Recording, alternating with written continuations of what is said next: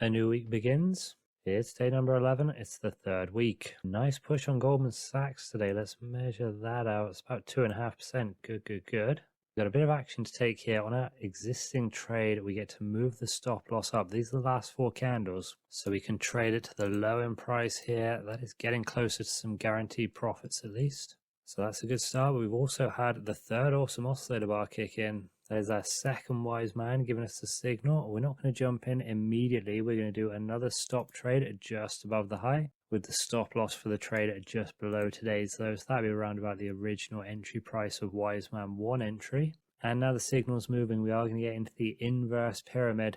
So 0.2%, that was 1x risk for the first trade. And now we're going in with 5x risk, but it's not 5x the original volume. It'll be 1% from the would-be entry price and the stop loss for this trade. Because these two trades will have different entry points to stop losses, that does make the risk slightly different. But now we're going to be risking $1,000 if we get into the trade, 1% of what will round up to 100,000 US dollars. The stop loss can go at 318.50, we'll call that. So that's what we'll base it on at 334.60. So the per share risk down to $318.50 for the stop loss will be $16.10. Because we're risking $1,000, we divide that by the 1610. That gives us 62.11, which will round down to 62. Here we go. Makes sense. Let's see if it gets in. At least we got a second wise man signal going now. And also we got in on our Coca-Cola trade as well. We had the stop order right about here. And so we are in. We're just a bit down at the moment. It's pulled back ever so slightly, so around about $30 down. We'll have to see how it turns out for now. Or what about them other charts? Boost for JP Morgan as well today. Banks on the grow. Nothing extra from those other Dow charts, but I did notice a little error I made on the Coca-Cola company trade. I can see on my spreadsheet that I calculated the per share risk as $2.25. Actually, it was only $1.25, going 64.40 to 65.65. Pretty simple stuff. But even the best of us make mistakes. So this is actually only risking 111.25. Better to risk a little bit less and a little bit more, I'd say. We'll go with what we got and come back tomorrow.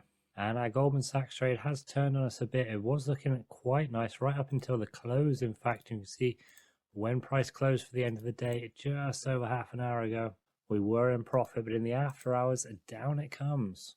So that leaves us $400 down on that sub trade. Still $200 up on the first wise man that we entered into. But we could easily lose all of this if it doesn't turn our way. Meanwhile, Coca-Cola company, that's gone back against us a little bit as well. Did make its way to the stop loss, but receded since then, which is good. About $61 down. How about those other Dow stocks? What a day on Johnson & Johnson today. They had results. High to low range at just over 8%, 8.25% in fact. Walt Disney had pushed up as well. That had gone up about 4.5% at the peak. Now it is down, what's that? Probably about 2% or so yet, just shy of 2%. If you zoom out, you can see it really has taken a bit of a battering. Back to November 2020 levels now. IBM results today as well. You can tell by the size of the candle, again at 9% from high to low, dwarfing all of these other candles back here. McDonald's comes with a divergent bar, but it's touching the alligator. No Profitunity there. But there we go, nothing interesting for our Profitunity purposes. Back tomorrow, day 13, a bit of good news and a bit of bad news.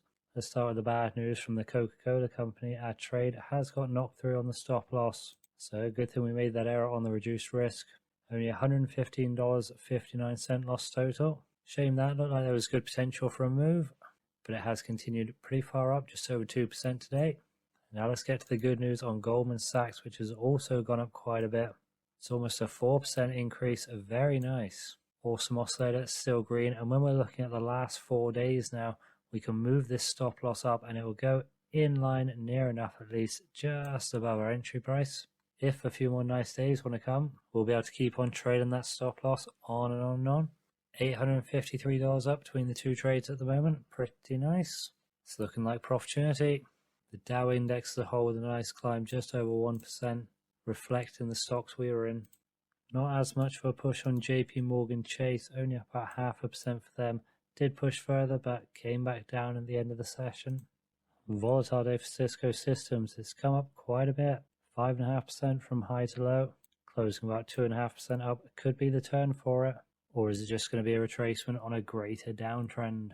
Another big push for IBM today, a follow on from their results yesterday. Another 5% boost. No signals, no worries. We're getting on all good with the Goldman Sachs trade.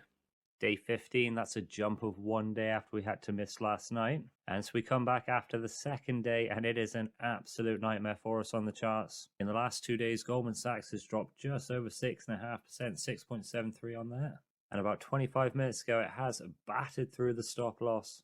So, of course, our first trade, well, we ended up making a very marginal amount on it, about $2.67. But just over $1,000 loss from the awesome oscillator trade. We hadn't seen it turn at any point, so we weren't able to close it. This is from an ever-increasing hawkish tone from the Federal Reserve, potentially looking at multiple 0.50% increases. And even though higher interest rates certainly in the long term should be good for the banks, it wasn't enough to cushion the blow of the day. Here's the Dow index. Look at that, just over 3% lost on the day. Biggest loss in quite a while by the look of it. We had this here. That was about 3.5%, so biggest loss since back towards the end of November. It's a rough one, but maybe we can find another potential stop entry signal just before the weekend. Yeah, JP Morgan Chase suffering as well. And American Express hits the bricks as well, just about a 5% loss there. Ouch. None of those stocks up today from where we look at, all 30 of them red, red, red. And big sell-offs into the end of the day as well. So no new action that we can take. Just got to sit with what turns out to be a very poor end to the week. You do wonder if there should have been a take profit opportunity in here somewhere. I mean, where we were up to at one point in this trade, from where we entered to the peak, it was just over 9%. Obviously, we're not going to be able to take profit at the peak. That's extremely unlikely. But still, the fact that we only got just under a tenner from it, when you think about what we could have got, maybe there should be a take profit level instead of letting it just go, go, go until a reversal signal comes or the manual trailing stop loss. But that does also leave it open that we could just get one incredibly good trade, which could get all of these losses back. I don't really have the faith in that. But Bill Williams did. That's why he made this system. So at the very least, that's what we ought to try and do. We'll have a look at our journal and just check out the trades we've taken so far, see how it's looking over there. There is the journal in all of its not so much glory. At the top here, we got Goldman Sachs Wiseman 1 trade and Goldman Sachs Wiseman 2 trade. Wiseman 1, just as we saw, we finished with the tiniest amount of profit. The P&L comes in at plus $10. Most of that is, of course, eaten up by the commission and swaps for $7.33, leaving us only $2.67 to gloat about. But gloat we shall. What a win on Wiseman 1, although it does pale in comparison to the loss taken on Wiseman 2. This is the first step of the inverted period, so we cranked up that risk all the way to 1%, 5x the amount of this trade. And boy, did we get hit by a negative 4.81% in just about 3 days there. So we do finish with just over $1,000 lost on that particular trade. It's going to take a while to claw that back. Really not a good start. Puts us on the back foot big time and already makes us question Bill Williams' Profitunity strategy, of course. Because not only have we taken a big loss on that trade, we also have that other Coca-Cola loss here. We were fortunate, as we say, we erred on the risk here. It should have been 0.2%, only got in at 0.1%. But very fortunate because then the loss only came in around about $115. Would have been at $230 otherwise. That's 15 days in with 2 trades, 3 sub-trades between them. And ain't looking pretty. It does put us down from $100,000 starting balance to $998,881.93. Even though we've already gone pretty far down, we'll keep plugging away at it. Sooner or later, we've got to get one of those fabled Profitunity signals that gets us a big, big win with all 5 wise men. Who doesn't trust Bill Williams? It'll come, I'm sure. 72 hours, we'll be back on Monday.